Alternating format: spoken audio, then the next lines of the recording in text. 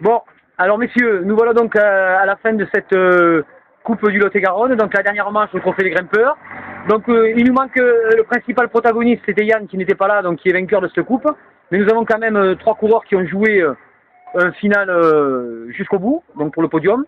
Donc on a Christian bien sûr qui est là, qui termine second, et Nicolas qui ravit d'une extrême justesse à la place le 3e à Rémi Gipoulou sur cette dernière course qui était d'un enjeu important. Donc on va commencer par Rémi qui est je suppose le plus déçu. Rémi, est-ce que tu peux faire un bilan rapide de cette coupe et de ces 8 manches et puis nous dire un petit peu comment s'est passé cette année? Ouais, bon, je suis déçu, ouais, effectivement, je suis déçu d'avoir sauté du podium. J'avais commencé en faisant 4 les 2 premières manches, donc finalement c'est respecté. Puis il y a Christian et Nico, ils ont loupé une manche, voire 2 chacun. Moi j'ai rien loupé du tout, donc finalement ils méritent d'être devant moi parce qu'avec 2 manches loupées, ils se retrouvent devant. Yann, j'en parle pas, lui il en a loupé 3, mais bon, il était peut-être le problème aussi du chrono où tu as été obligé d'abandonner. Ouais, mais bon, je veux dire, Nico il est tombé à Meillan, il était abandonné. Christian il est tombé à Pêche de Verre. Il a été obligé d'abandonner aussi, ou je sais pas, c'est pas rentré dans les points, je sais plus. Et voilà, après c'est 2 coureurs qui sont super forts, donc moi je suis content de finir derrière eux. Voilà, c'est tant pis. Dommage qu'il n'y ait pas 4 marches sur le podium, quoi. Ok. Bon, merci Rémi. Nicolas, donc tu arrives juste extrémement à monter sur ce podium. Je crois que tu n'es jamais monté sur le podium de la coupe. Si, il y a 2 ans j'ai fait 2e. Il y a 2 ans, donc. Ah oui, c'était voilà, exact, ouais. Et donc bon, je sais que c'était un de tes objectifs de la saison, donc tu arrives à bien le terminer. Et quel est ton ressenti à la fin de cette coupe? Oh moi je suis extrêmement satisfait. Bon pour moi cette année l'objectif c'était une place dans les 5 premiers. Hein. De toute manière ça c'était voilà.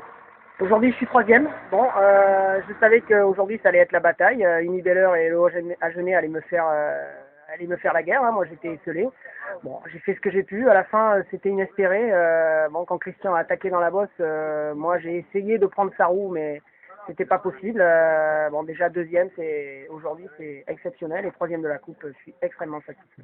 Ok, donc présent l'année prochaine bien sûr. Présent pour la 10e. Présent l'année prochaine, oui, effectivement, je vais essayer de faire du mieux possible. Mais maintenant, comme je dis, la coupe c'est un sprint.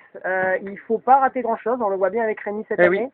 Parce je crois qu'il doit rentrer à chaque fois dans les 10 premiers à chaque manche et pourtant il n'est pas sur le podium. Donc c'est très compliqué parce qu'il y a des coureurs de qualité et pour la petite histoire, Christian termine à 4 points de Yann. Ça veut dire que s'il était rentré dans les 10 premiers à la ronde des 3 vallées, Christian, tu aurais peut-être gagné la coupe. Enfin, c'est des suppositions, mais Yann aurait peut-être été là aussi.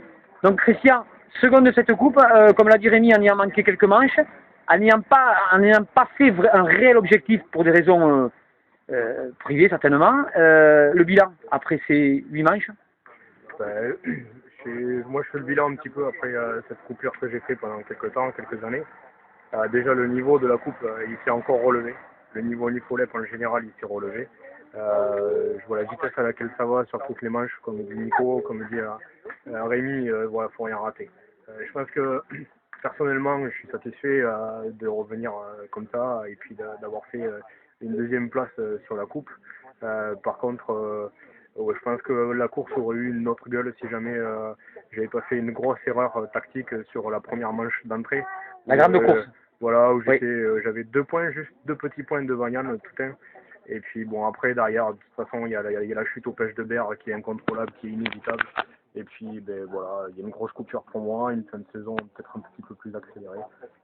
Comme tu le dis, c'est pas mon objectif principal la coupe.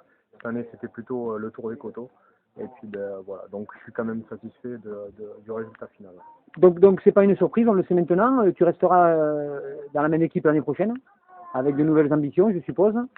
L'année prochaine, ça peut être un objectif la coupe? En fait, tu me connais, ceux qui me connaissent aussi, je fais jamais d'objectif à la saison d'avant.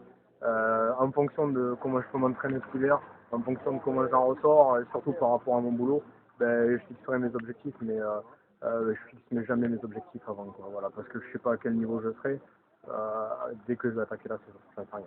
Ok, messieurs, on vous remercie beaucoup d'avoir été présents aujourd'hui sur cette dernière manche qui était peut-être l'une des plus dures, si ce n'est la plus dure, mais ça on le saura plus tard. on vous donne rendez-vous l'année prochaine et puis au 26 octobre pour la remise. Merci beaucoup. Merci.